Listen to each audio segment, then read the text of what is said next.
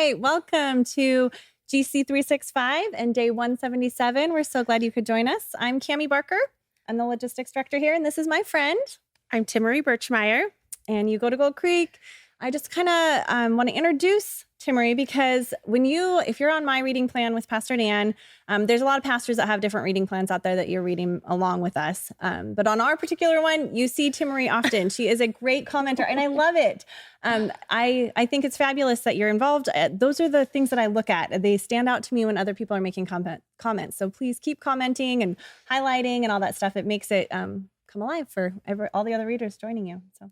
Thank you for doing that. Yeah, of course. I just kind of want to get people to get to know you a little bit. Okay. So you work at Starbucks. I do. I work at the Clearview Starbucks on Highway 9. And you have kids. I do. I have 3 kids. I have a 24-year-old, an 18-year-old, and one that's almost 17. Yes, and I know your 17-year-old better than the rest of them. And she's an absolute doll. I love her. You can have her some days. I would gladly do that. But, and you're new to your faith. I am new to my faith, yeah. And you're doing the 1-year Bible. I am. I'm super proud of you. Thank you. It's different. It's a lot, but I love it. It is a lot. Yeah. And you came to Christ 3 years ago. Mm-hmm. And what made you jump on the whole 1-year Bible train? I knew that eventually I wanted to read the Bible, but when I sat down to read it all together, I was like, oh, this is really overwhelming. There were so many names and son of that I was like, oh, it was overwhelming. And then when we did the 1 year, I'm like, it breaks it down. Okay, yeah. Good. I like it. We're almost halfway, so that's exciting. Yeah, it is exciting. It's crazy that this year has gone that fast though, too. I totally agree. I love it. And it does make the year go fast. Yeah. So that you can continue to read it. I love it. Okay, well, we had some joyful reading today. Yeah, we did. Really did. I wrote to Marie and said, so what do you think of our reading? And your response? There was way too many killings. So many killings. Too many. Lots and lots of killing. Yeah. Killing, and there was a lot of sons involved. Yeah. Sons and sons. And okay, so we're going to break that down a little. Kind of my thing with going through the Old Testament is there's a lot of description and names, and you can easily get lost in it all. Correct. So as a new believer, I'm sure that was super intimidating. And king who, and what king is this, and what land is this? Because there's different names now, right? So if you don't mind, I'm going to give you a little history lesson, a little bit of one, or a breakdown to make it simpler. Love that. So the main character in our Second Kings chapter 9 and 10 is King Jehu. He was anointed in yesterday's reading. Mm-hmm. So he became a king. The prophets anointed him, and his first job was to go out and kill 2 other kings. Israel had been split up into 2 countries. There was a north and a south now. The north is Israel and the south is Judah. And so there were 2 kings. It was King, I got to look at my notes, Joram and Ahaziah. Yeah, the A one. That's why I like that it reads it to me. Right, so they get the names right. Yeah, I do love that. Yeah. So he went out and he killed them, and then he had to go kill Queen Jezebel, which we've heard about Jezebel. Mm-hmm. She was into witchcraft, worshipped Baal. So he had to kill her too. This was all in the name of revenge or avenging the prophets of God. Mm-hmm. These 3 had done bad number on the prophets, which we've learned about. We've been reading about this. So hopefully that has sunk in and you've understood that.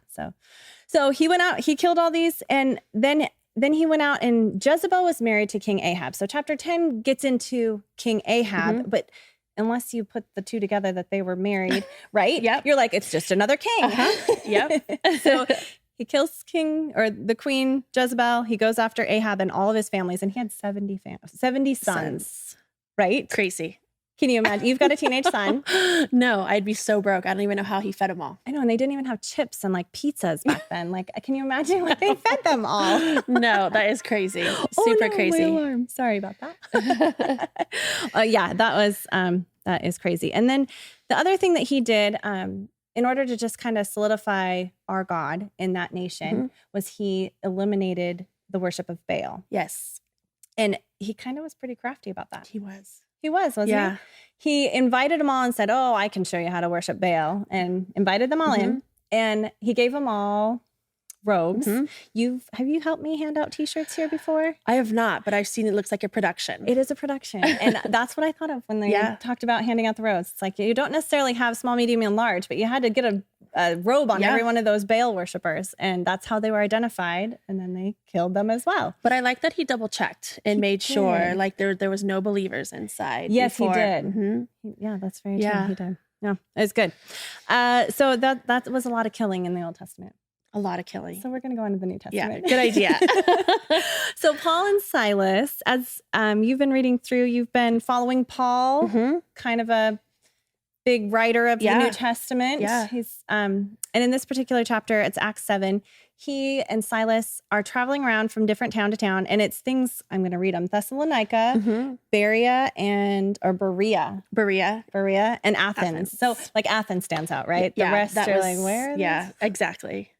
But I liked in Athens when they're like kind of like the know-it-alls. Like that was good. The thing that stood out to me in the New Testament is that they immediately, every town they went to, they went straight to the synagogue and started preaching. And what they said specifically was that they were proving the resurrection of Christ through Scripture.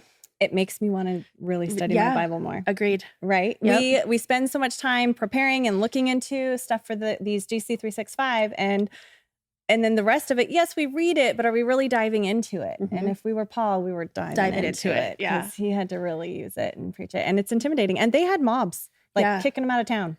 Yeah. Yeah. It was crazy. But I like that he got them to believe in, some of them to believe in it, and then to actually go through the Scripture to actually prove what he was saying about the resurrection. Yes, and then there were other leaders, and he could go on to the next town.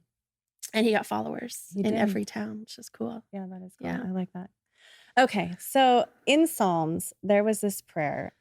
David wrote the psalm, and he went through a lot of stuff, but the end of this prayer really stood out to me. And this is my prayer for you today and for you today. Love it.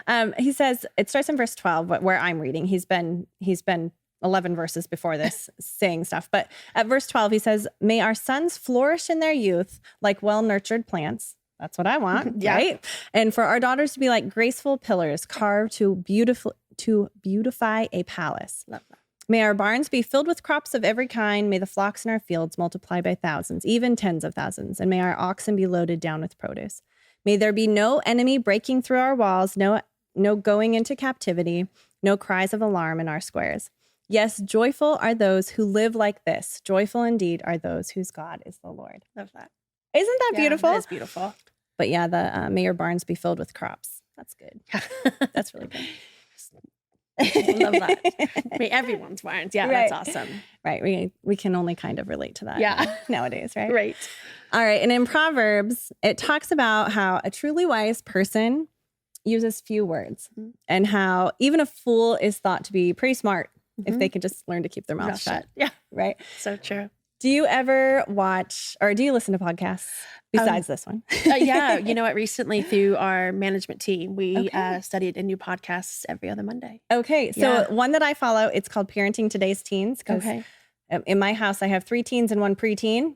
And I'm like on the road to lots of teens in my house for years to come. Yeah. And so I listened to this, and one of the main speaker, he often says, okay, moms, you need to quit talking. Just quit talking. Stop asking questions. Just listen. Yeah. And over, probably every other time, he says, moms, you just need to quit talking. Quit talking. And I'm thinking, okay, well, the Bible's telling us that too. It's true. It's wisdom. Yeah. So I just think, moms, we need to start listening. It's good. It's hard sometimes, but I agree. It is hard. I agree. It is hard. I agree. Yeah. So with that, just a word of encouragement for you. May your barns be full and your kids blessed, and be wise and don't talk. Thank you very much. That. Have a great day.